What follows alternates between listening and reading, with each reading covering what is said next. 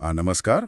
आज हम एक ऐसी समाज सेविका के जीवन और उनके संघर्ष को थोड़ा करीब से समझने की कोशिश करेंगे, जिन्होंने अपनी पूरी जिंदगी, आप कह सकते हैं, हाशिए पर पड़े समुदायों के नाम कर दी। लताताई सकट। हमारे पास उनके जीवन और काम पर जो जानकारी उपलब्ध है, हम उसी के आधार पर यह चर्चा कर रहे हैं। तो लताताई सकट, जैसा कि पता चलता है, उनका जन्म हुआ 24 मई 1965 को मुंबई में, घाटकोपर के पास, जो माता रमाबाई अंबेडकर नगर है वहाँ। और दुख की बात है कि उनका निधन भी वहीं हुआ 9 फरवरी 2011 को। वो मातंग समाज से थी, लेकिन जैसा हम अभी देखेंगे, उनका काम, उनकी सोच वो कहीं ज्यादा बड़ी थी। हाँ, बिल्कुल। और ये बात बहुत अहम है कि लताताई सिर्फ अपने समाज तक ही सीमित नहीं रहीं।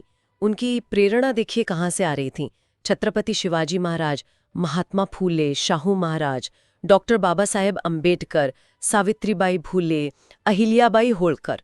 तो जाहिर है, इतने बड़े नामों से प्रेरणा लेकर उनका जो काम था उसका दायरा भी उतना ही बड़ा था, एक व्यापक सामाजिक न्याय की तरफ। और इस पूरे काम में उनके साथ एक और नाम लगातार जुड़ा दिखता है, विलास रूपवते। जानकारी बताती है कि वो अंबेडकर आंदोलन के एक सक्रिय कार्यकर्ता रहे हैं और लताताई के सामाजिक कामों में हमेशा उनके साथ थे। जी हाँ, विलास रूपवते का रोल काफी महत्वपूर्ण था।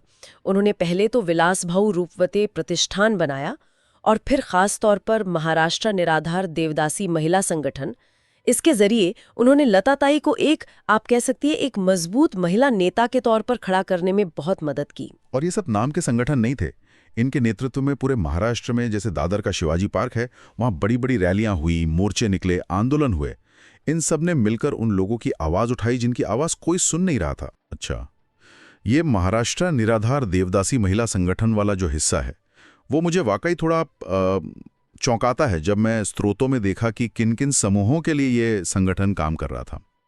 निराधार, देवदासी, आराधी, जोगती, वाघ्या मुरली, गोंदड़ी। और ये तो वो समूह हो गए जो अक्सर कुछ पारंपरिक भूमिकाओं से जुड़े होते हैं और हाशिए पर होते हैं। लेकिन लिस्ट यहीं खत्म नहीं होती। विधवा, परित्यक्ता, किन्नर, सेक्स वर्कर, आदिवासी, दलित, घरेलू कामगार महिलाएं, यहां तक कि बौने, अंधे, विकलांग, मंदबुद्धि व्यक्ति, इतने सारे, इतने अलग अलग तरह के समूह, इनको एक साथ लाना, ये सुनने में लगता है कि कितना मुश्किल रहा होगा। क्या स्रोत बताते हैं कि ये सब कैसे हो पाया? हाँ, ये वाकई असाधारण था और शायद यही लताताई के काम की सबसे बड़ी खूबी है। देखिए, उनका नजरिया सिर्फ ये नहीं था कि चलो थोड़ी मदद कर दी, नहीं, उनकी कोशिश ये थी कि ये जितने भी बिखरे हुए समूह हैं, जिनको अक्सर कोई देखता भी नहीं, उनको एक मंच पर लाया जाए, उनकी सारी समस्याओं को इकट्ठा करके सरकार के सामने रखा जाए और उनके लिए न्याय मांगा जाए। जैसे आपने कहा, देवदासी हैं, वाघ्या मुरली हैं, इनकी अपनी सामाजिक धार्मिक पहचान है और ये अक्सर विकास की दौड़ से बिल्कुल कट जाते हैं। लताताई और विलास रूपवते ने इनको जोड़ने का काम किया। तो ये सिर्फ मदद नहीं थी, ये व्यवस्था में उनकी जगह बनाने की लड़ाई थी।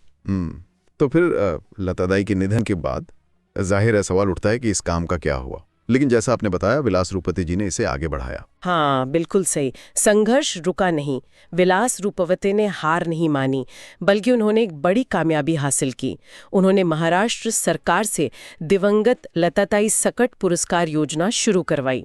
और इस योजना से क्या हुआ कि कई मांगे पूरी हुई और बहुत से ज़रूरतमंद लोगों को मानधन मिलना शुरू हुआ। सरकार से एक नियमित आर्थिक मदद। ये एक बहुत बड़ी जीत थी। और आज भी विलास रूपवते महाराष्ट्र निराधार देवदासी महिला संगठना को चला रहे हैं।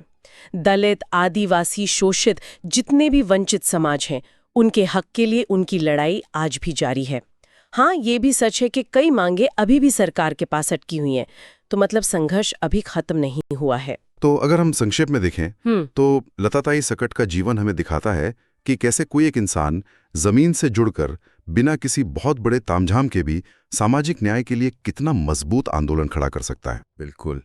और ये कहानी हमें एक और ज़रूरी बात सोचने पे मजबूर करती है कि सामाजिक न्याय की लड़ाई जो होती है, वो अक्सर एक पीढ़ी से दूसरी पीढ़ी तक चलती है। ये तो है ही। लेकिन उससे भी बड़ी चुनौती शायद ये है कि इतने अलग अलग तरह के समूह, जिनकी अपनी समस्याएं हैं, अपनी पहचान है, जो कई बार एक दूसरे से बिल्कुल कटे हुए लगते हैं, उनको एक साथ कैसे लाया जाए, उनकी एक सामूहिक आवाज़ कैसे बनाई जाए, ये वाकई सोचने वाली बात है कि इस तरह के समावेशी, सबको साथ लेकर चलने वाले संघर्ष आज के समय में कितने चुनौतीपूर्ण हैं और इन्हें कैसे जारी रखा जा सकता है।